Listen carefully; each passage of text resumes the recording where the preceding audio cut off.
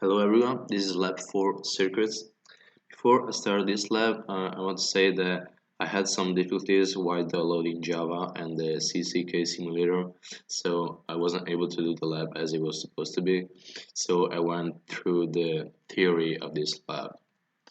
So the goal of this lab was to become familiar with the topic of the circuits, and in this lab we work with the DC circuit, so the direct current, and the RC circuit, so the resistor capacitor.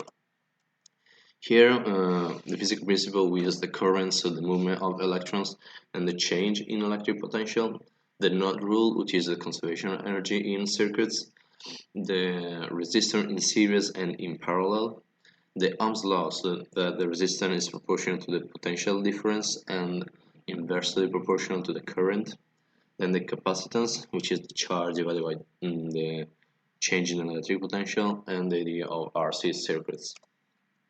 Here the electric potential is the difference of electric potential between 2 points.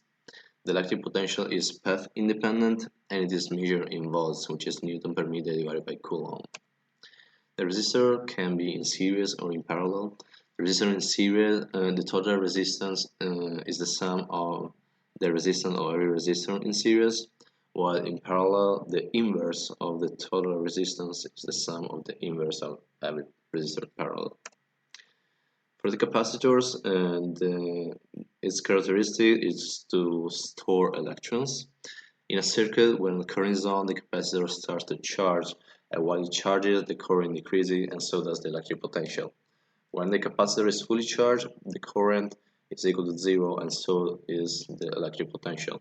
In fact, when voltage is steady, its derivative is 0, which means current is also 0. This is why current cannot flow through a capacitor holding a steady DC voltage. Here, the energy conservation equation is delta V of capacitor plus delta V of resistor. Delta V of capacitor can be written as the charge divided by the capacitance. Delta V of resistor is the current times the resistance of the resistor. So it becomes Q over C minus IR. Then we know that the current is negative dQ over dt.